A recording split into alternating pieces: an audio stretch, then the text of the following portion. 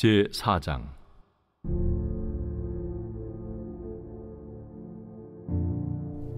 그리스도께서 이미 육체의 고난을 받으셨으니 너희도 같은 마음으로 갑옷을 삼으라. 이는 육체의 고난을 받은 자는 죄를 그쳤으니 그 후로는 다시 사람의 정욕을 따르지 않고 하나님의 뜻을 따라 육체의 남은 때를 살게 하려 함이라. 너희가 음란과 정욕과 술취함과 방탕과 향락과 무법한 우상 숭배를 하여 이방인의 뜻을 따라 행한 것은 지나간 때로 족하도다. 이러므로 너희가 그들과 함께 그런 극한 방탕에 다름질하지 아니하는 것을 그들이 이상히 여겨 비방하나, 그들이 산 자와 죽은 자를 심판하기로 예비하신 이에게 사실대로 고하리라. 이를 위하여 죽은 자들에게도 복음이 전파되었으니, 이는 육체로는 사람으로 심판을 받으나 영으로는 하나님을 따라 살게 하려 함이라. 만물의 마지막이 가까이 왔으니 그러므로 너희는 정신을 차리고 근신하여 기도하라. 무엇보다도 뜨겁게 서로 사랑할지니 사랑은 허다한 죄를 덮느니라. 서로 대접하기를 원망 없이 하고 각각 은사를 받은 대로 하나님의 여러 가지 은혜를 맡은 선한 청지기같이 서로 봉사하라. 만일 누가 말하려면 하나님의 말씀을 하는 것 같이 하고, 누가 봉사하려면 하나님이 공급하시는 힘으로 하는 것 같이 하라. 이는 범사에 예수 그리스도로 말미암아 하나님이 영광을 받으시게 하려 함이니, 그에게 영광과 권능이 세세에 무궁하도록 있느니라. 아멘. 안녕하세요. 큰숙가족 여러분, 매일 말씀의 김예찬입니다. 베드로전서 4장에 들어갔습니다.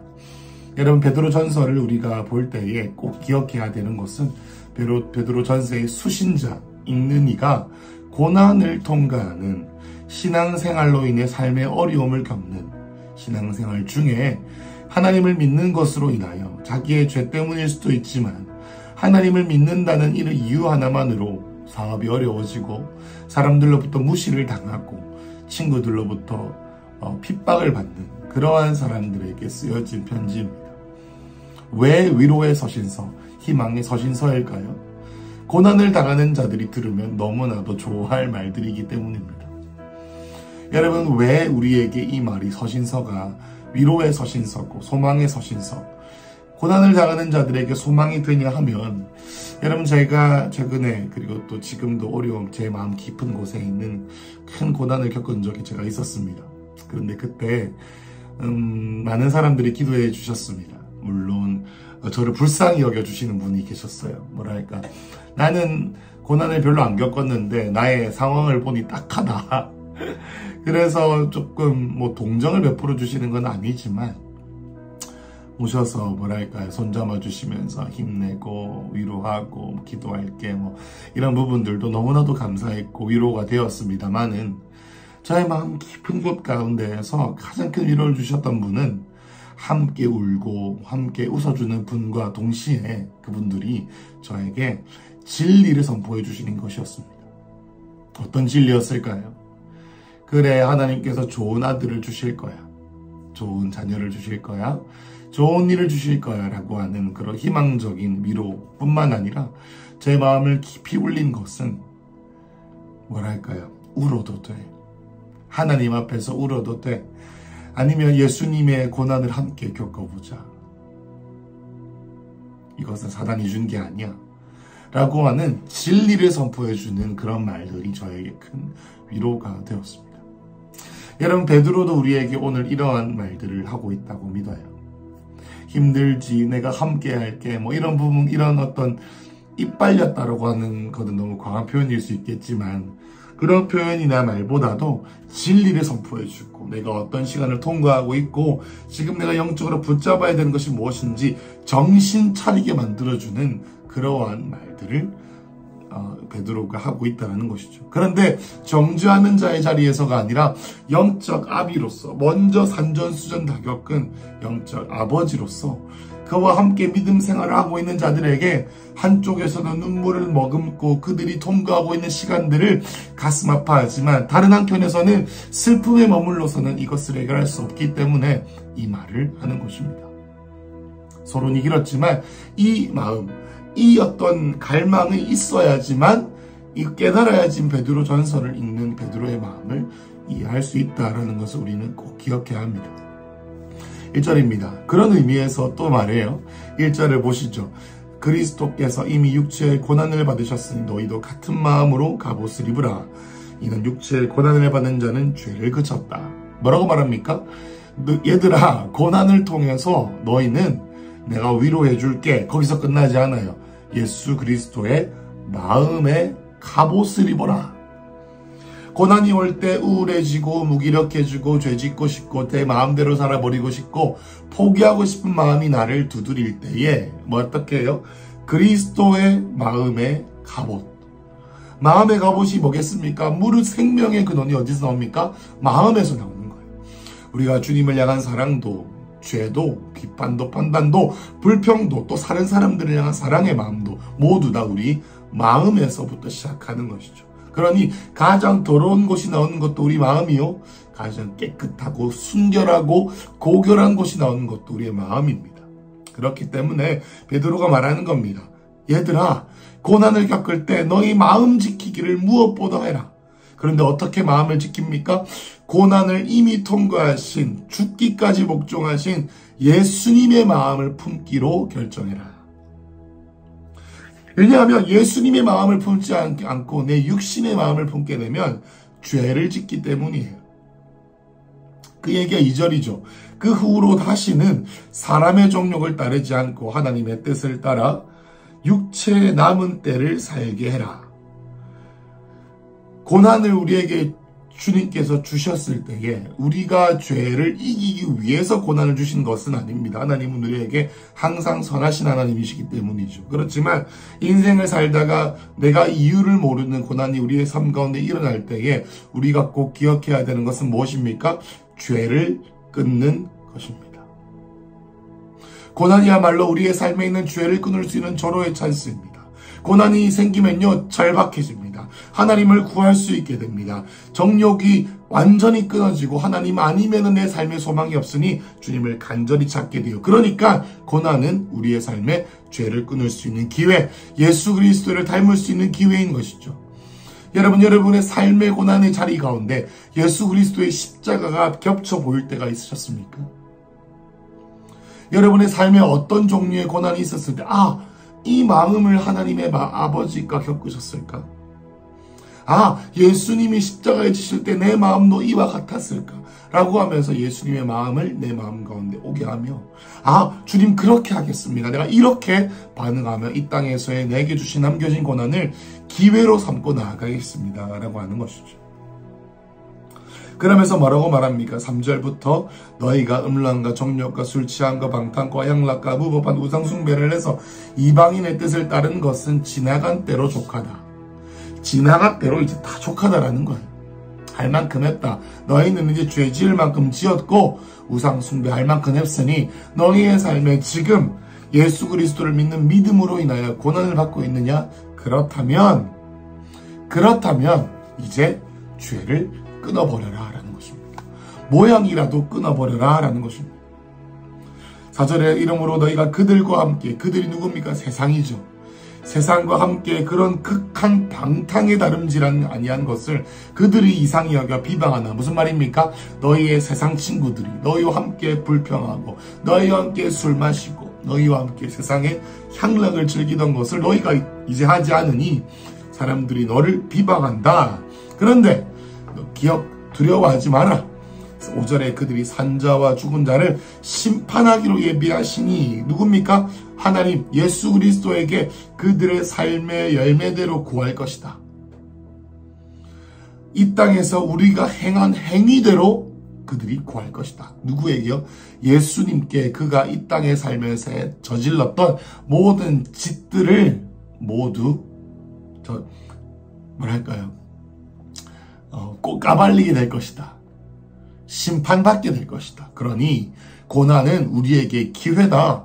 슬퍼하지만 말고 죄를 끊을 생각을 해라. 라고 하는 것입니다. 여러분, 그렇습니다. 우리가 이 고난 가운데, 제가 최근에 고난을 겪으면서 이 고난신학, 하나님께서 우리의 삶 가운데 허락하신 이 고난의 신학에 대해서 공부를 했습니다.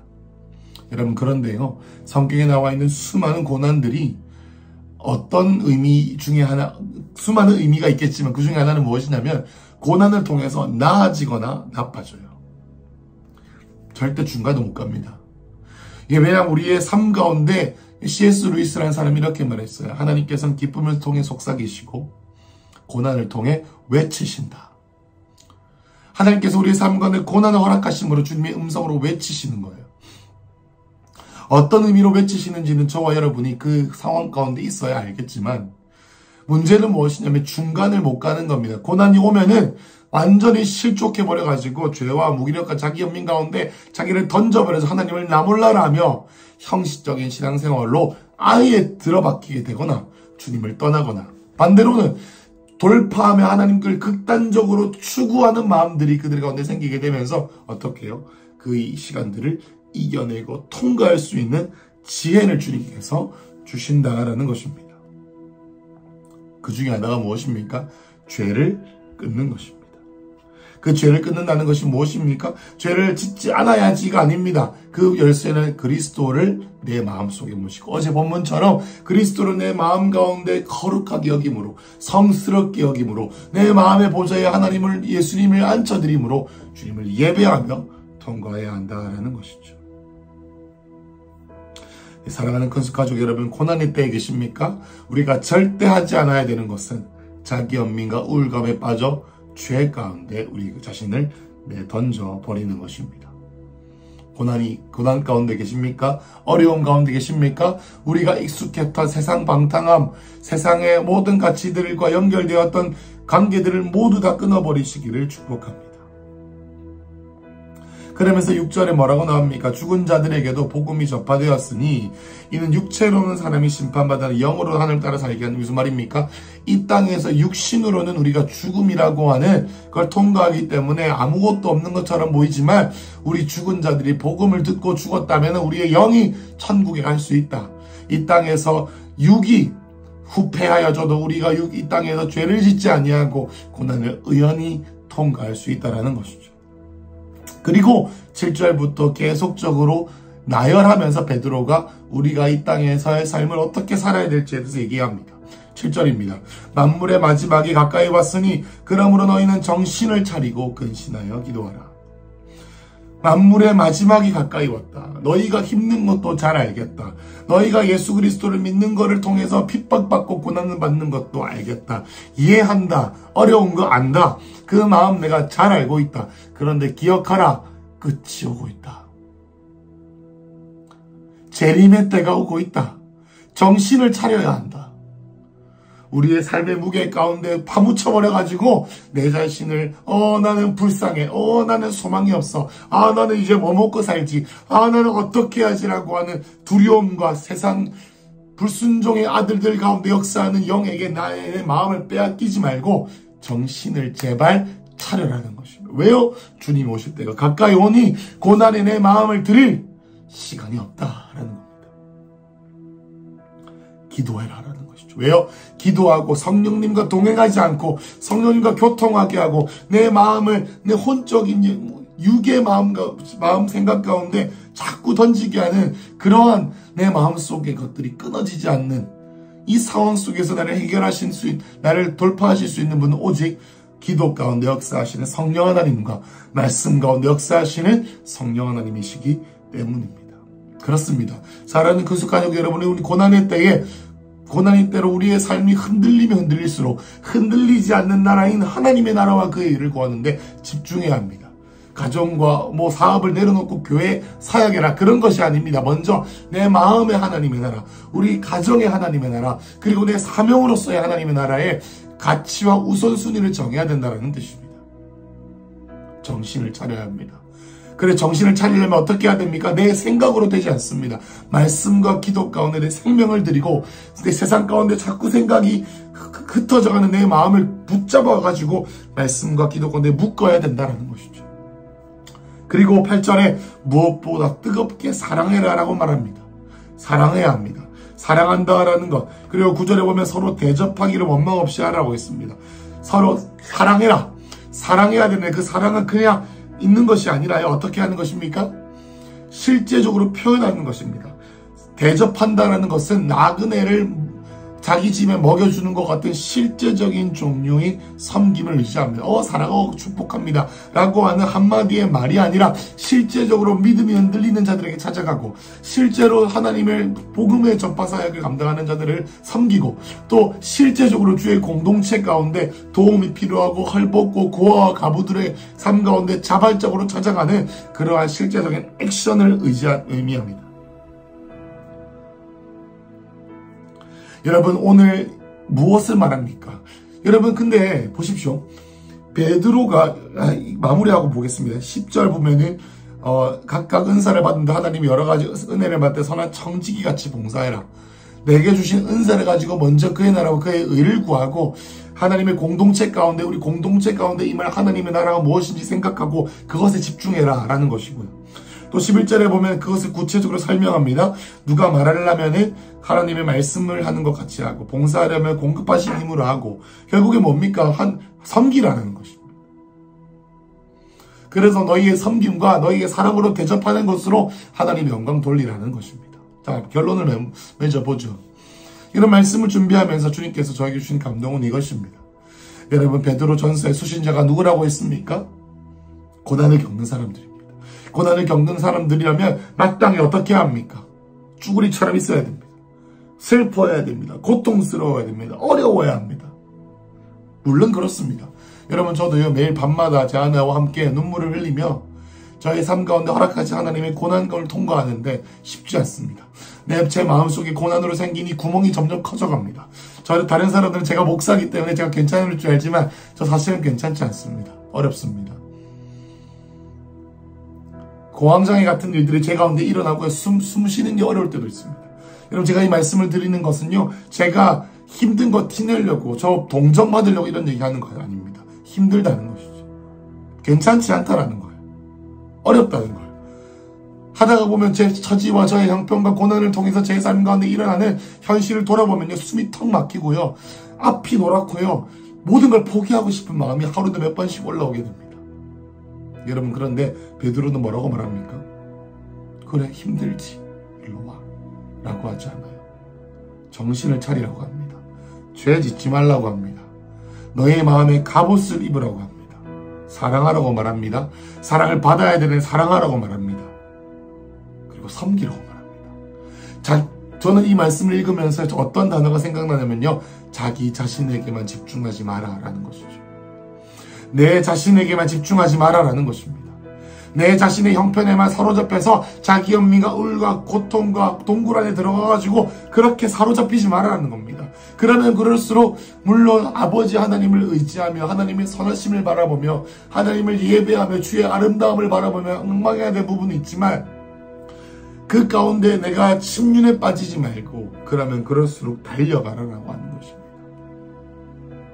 왜냐하면 우리의 삶을 사는 동안에 이 고난의 영향은 끝나지 않을 것이기 때문입니다. 여러분 이 말씀이 여러분께 어떻게 들리시나요? 너무 무심하고 매정합니까? 여러분 저도 그렇게 느낍니다. 너무 매정합니다. 우리 베드로 형님은요. 그럼에도 불구하고요. 여러분이 초대교회 고난을 겪고 있는 많은 성도들에게 영적 아버지로서 베드로가 할 수 있었던 말은 고난의 때에 이것은 기회다. 내가 죄를 이길 수 있는 기회다. 사심없이 주님을 섬길 수 있는 기회다. 내 마음을 죄를 끊을 수 있는 기회다. 내 마음 깊은 곳에 있는 속사람의 옷을 갈아입을 수 있는 기회다. 내 존재가 변화될 수 있는 기회다. 사단의 각 견고한 진들을 끊을 수 있는 기회다. 더 돌파하며 섬길 수 있는 기회다.